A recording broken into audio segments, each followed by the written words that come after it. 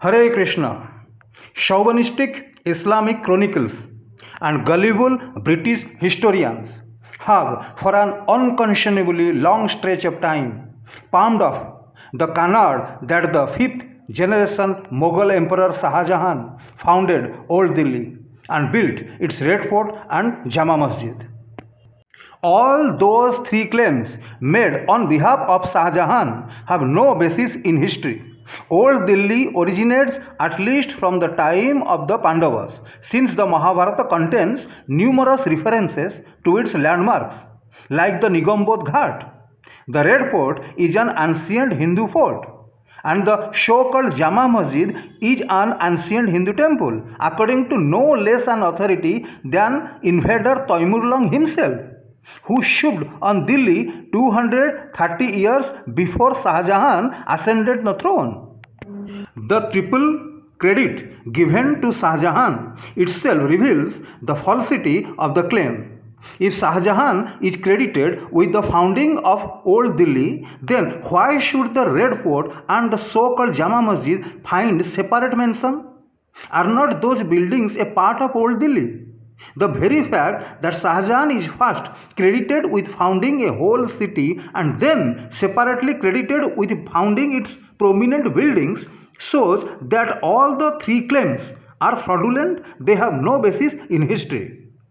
When we say that they have no basis in history, we mean that there is not even a shred of paper in Shah Jahan's court record or with the trustees of the so-called Jama Masjid to substantiate the claim that the Jama Masjid was built by Shah Jahan.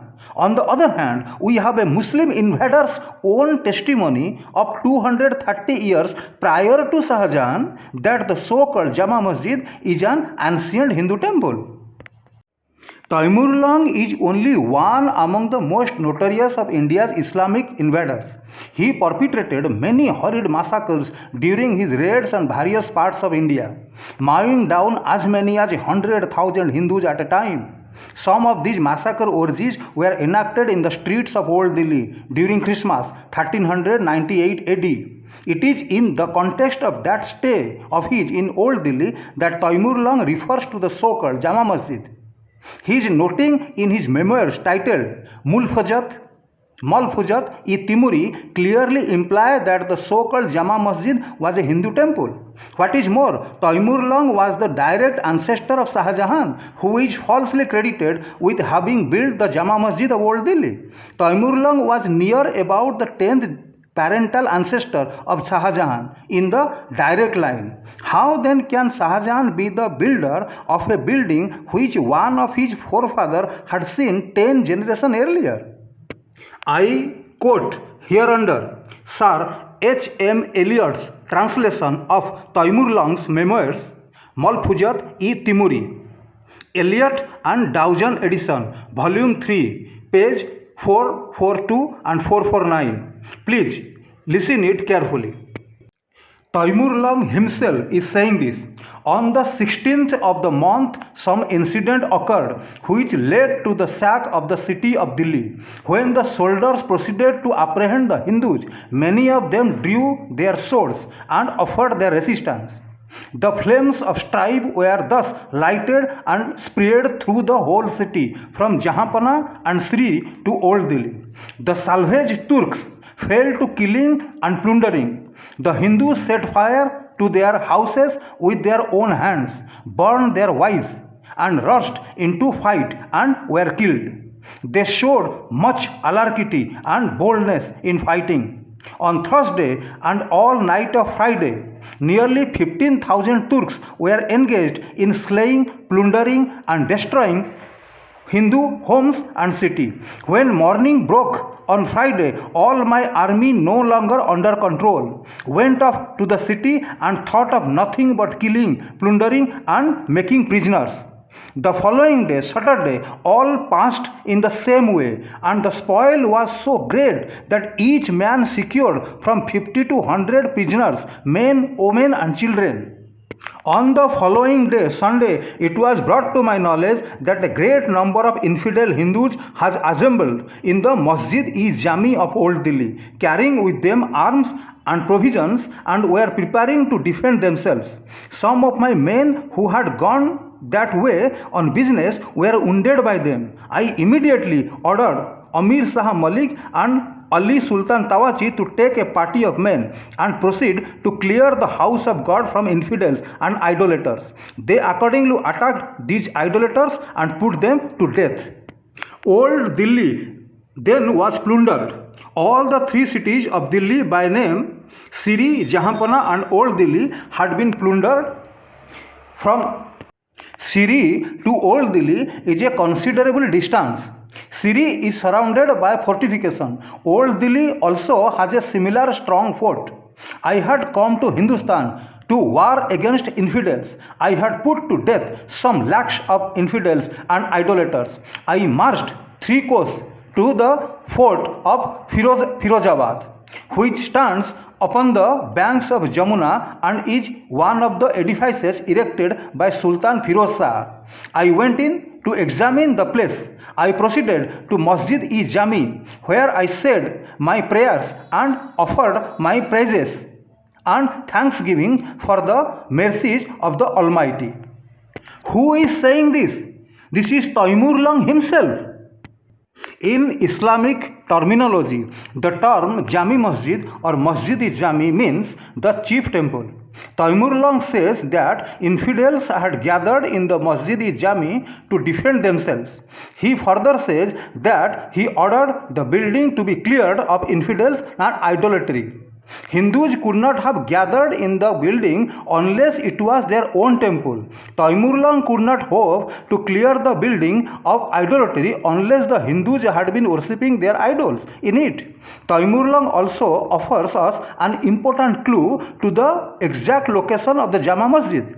He says that when Old Delhi had been cleared of Hindus' resistance, he marched 3 courses, means 6 miles, from Siri and first came to Firoz Shah Kotla. He inspected it and then proceeded to the Masjid-e-Jami to offer his thanksgiving prayers to Allah that the building had been wrested from the Hindus for Islam. The building known as the Jama Masjid of Old Delhi is hardly a mile from Firoz Shah Kotla. It is therefore quite clear that Taimur has been referring to the very building which we refer to as the Jama Masjid of Old Delhi in our own day. It is also clear that in 1398 AD, when Taimur was in Old Delhi, the so-called Jama Masjid was a Hindu temple in which Hindus had gathered for a last-ditch stand against Taimur's plundering, burning and massacring Islamic hordes. Old Delhi is so called because it is the oldest Delhi. Like the old fort alias Purana Killa, it dates at least from the Mahabharata era. This is proved by Taimur still calling it Old Delhi, even 230 years before Shah Jahan. Taimur first riding to Firoz Shah Kotla and then proceeding to the so-called Jama Masjid pinpoints Old Delhi and Jama Masjid as they are known to us today in the 20th century. Had Shah Jahan founded Old Delhi, it would not have been called Old Delhi because it would have been the newest Delhi, when the British still had their Indian capital at Calcutta. But Old Delhi has been bearing that name since time immemorial because every generation has known it as the original Delhi. That ancient city still has its old Hindu edifices in its winding bylanes. But like the main Hindu temple turned into Jama Masjid by Taimur's depredation, ancient Hindu temples of goddess Kali are now being called Kali Masjids. Unfortunately, this has happened all over Bharat. There are many medieval Kali Masjids in several towns. In modern terminology, Kali means black, while those fancied mosques are invariably whitewashed. What explains this contradiction? Why are mosques called black when painted white? The answer is obviously they bear their ancient Hindu name and memory of being temples of goddess Kali. Another proof of Taimurlang's noting is found in the fact that nobody has any documents proving that Shah Jahan erected the Jama Masjid in Old Delhi. Even architecturally, the building is a temple.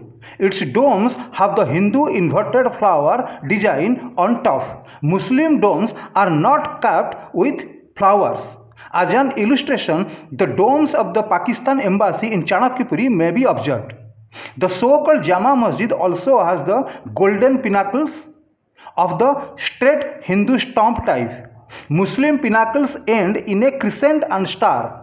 All the Jama Masjid gateways are identical in pattern with the gateways of Delhi's Red Fort, of the Red Fort in Agra, and those of Fatehpur Sikri. The Red Fort in Delhi and Agra and the whole of Fatehpur Sikri have been proved to be Hindu constructions. For this, we refer the reader to two books titled Fatehpur Sikri is a Hindu city and Agra Red Fort is a Hindu building, sponsored by the Institute for Rewriting Indian History. Thus, every clue points to the fact that it must have been the towering temple of Old Delhi of the Pandavas. Few years ago, some minarets were reported to be showing signs of crumbling. The spacious arcaded verandas cum galleries that surround the central court of the building form the Dharmasala of the temple. The three domes in such buildings in India represent the Bharatiya Trimurti, means Trinity, Brahma, Vishnu, Mahesh. A genuine mosque should have only one central niche, not three. There could be many such considerations and proofs. Students of history, scholars, researchers, archaeologists, tourist officials, visitors, and guides must no longer believe in mere hearsay when all evidence points to the conclusion that the so-called Jama Masjid originated as the main temple of ancient township of Old Delhi. There is a simple and quick test to prove the claim of those who maintain that it is a mosque built by Shah Jahan. They should produce and publish the documents which prove that Shah Jahan built it and handed it over to the ancestors of the present trustees. If they cannot, then our research leads to the conclusion that the very Hindus cut and converted inside their ancestral temple during Taimurlang's invasion are the converted temple's custodians. That's all. Hare Krishna.